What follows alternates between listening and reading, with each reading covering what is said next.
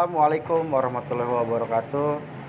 Kami dari kelompok 6 hari ini akan mempresentasikan sebuah program atau aplikasi yang kita beri judul Audit Sistem Informasi Aplikasi Jakarta Aman pada Pemprov DKI Jakarta.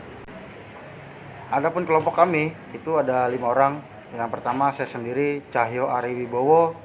Berikutnya ada Adam Yubu Saputra, ada Amanat Nurdinsyah, Tri Wuryanto, dan Sutedi Sudarmono.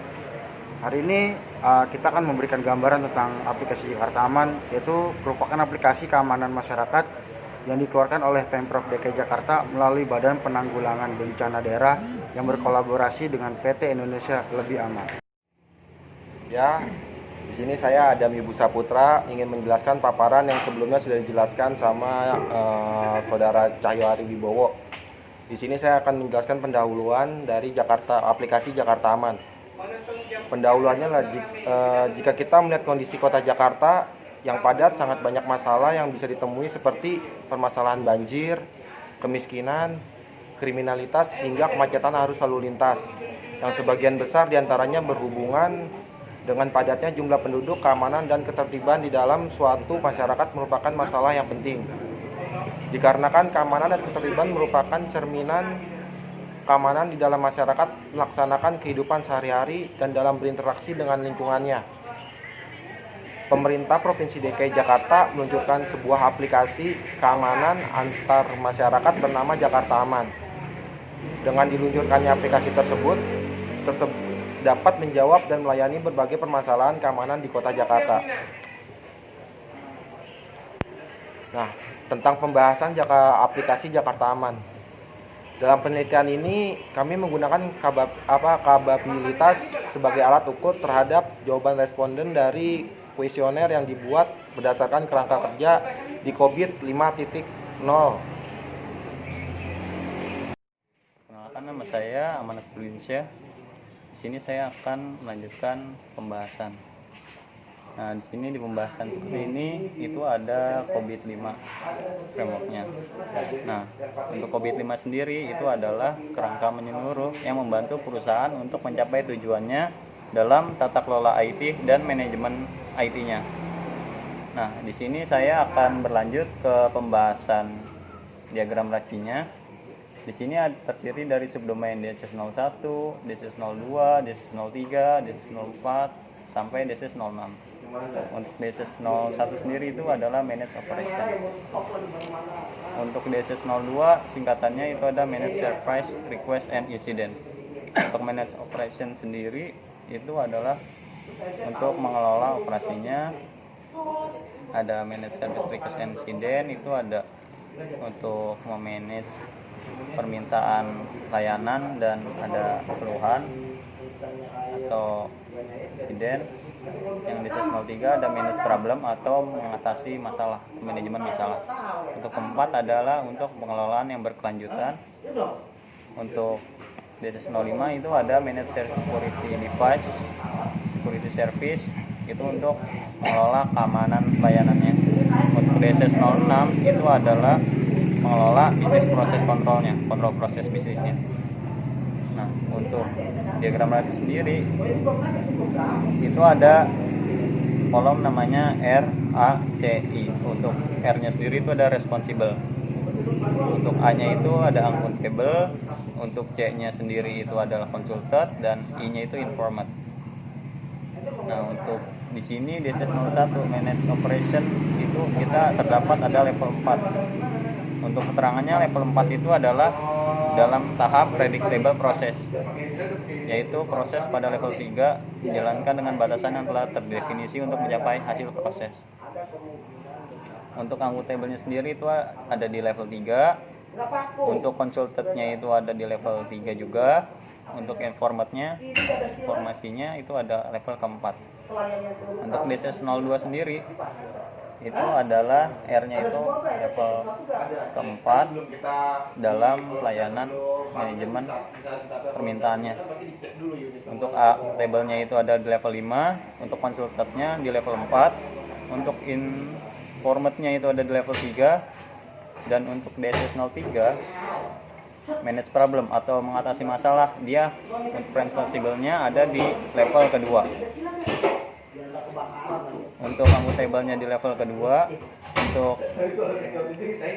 konsultatnya di level kedua juga, akuntabel tadi maaf level ketiga, informatnya level ketiga. Untuk DSS 04 nya dia ada manage continuity, yaitu adalah pengelolaan berkelanjutan. Itu untuk responsible-nya ada di level 3, untuk akuntabelnya di level 2, untuk konsultannya di level 4, untuk informatnya di level 2. Untuk tahap DSS selanjutnya ada DSS 05. Di situ adalah untuk DSS 05-nya itu ada responsible di level 2, akuntabel di level 3, untuk konsultannya di level 4, dan informatnya di level 3. Untuk DSS 0-nya sendiri untuk levelnya dalam manage business process control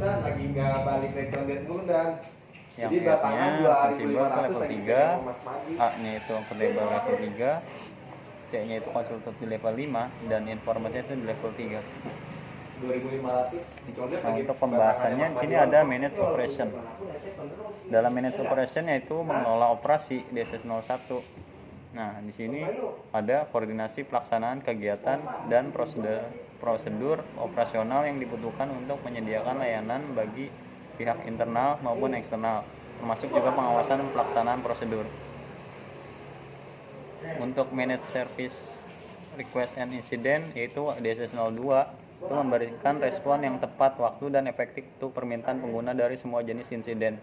Pemulihan setelah insiden terjadi dengan melakukan merekam, menyelidiki, mendiagnosa, dan menyelesaikan insiden. Nah, kenapa di sini ada poin penting DSS 01, DSS 02 menurut saya? Karena sini ada pertama mengelola operation. Nah, mengelola operation ini kan kita aplikasi Jakarta Aman.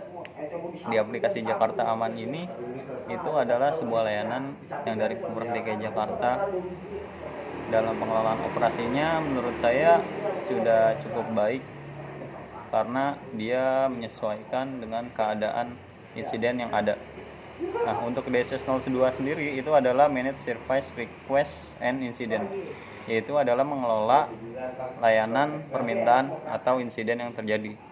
Misalnya dalam Jakarta Aman kita aplikasinya, kalau misalkan kita buka aplikasi Jakarta Amannya dan kita klik tombol darurat, itu akan cepat melayani dengan tanggap.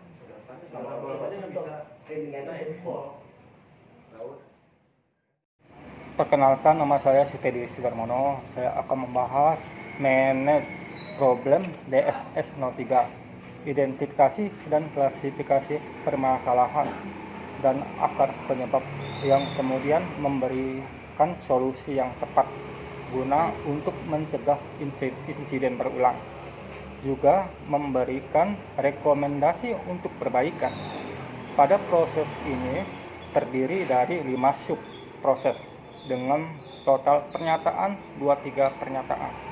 Manage continuity DSS 04, pembangunan dan pemeliharaan rencana bisnis dan TI dalam menanggapi insiden dan gangguan demi kelanjutan operasional proses bisnis, juga menjaga ketersediaan informasi pada tingkat yang dapat diterima oleh perusahaan.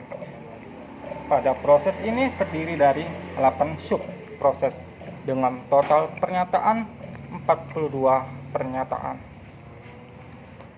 Pembahasan Manage Security Service DSS 05, perlindungan informasi perusahaan untuk mempertahankan tingkat risiko keamanan informasi di titik minimum sesuai dengan kebijakan keamanan. Membangun dan mempertahankan peran keamanan informasi dan hak akses serta melakukan pemantauan keamanan. Pada proses ini terdiri dari 7 sub proses dengan total pernyataan 49 pernyataan.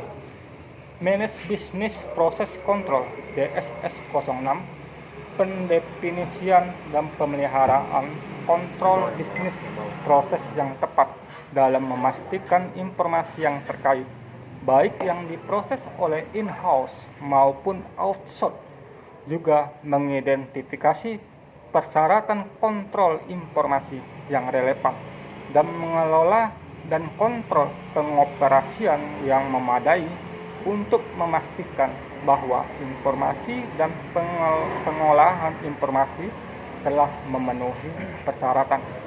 Pada proses ini terdiri dari 6 sub proses dengan total pernyataan 32 pernyataan. Pada Pemprov DKI, yaitu dapat disimpulkan berdasarkan tingkat kapabilitas dengan mempunyai rata-rata kapabilitas yaitu 3,2, estabilis proses yaitu terdefinisi dan mampu mencapai hasil proses.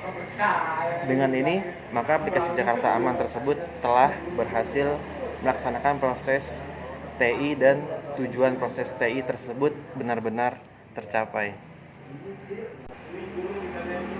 Sarannya untuk pengembang aplikasi, untuk aplikasi Jakarta Aman tersebut memiliki beberapa kelemahan, yaitu kompleksitas fitur yang masih sederhana, belum adanya sosialisasi menyeluruh sehingga warga Jakarta dapat melakukan pelaporan berbagai masalah dengan baik. Sekian dari kelompok 6. Terima kasih atas perhatiannya. Bagi teman-teman yang mau bertanya, bisa langsung aja ke Google Classroom. Terima kasih. Wassalamualaikum warahmatullahi wabarakatuh.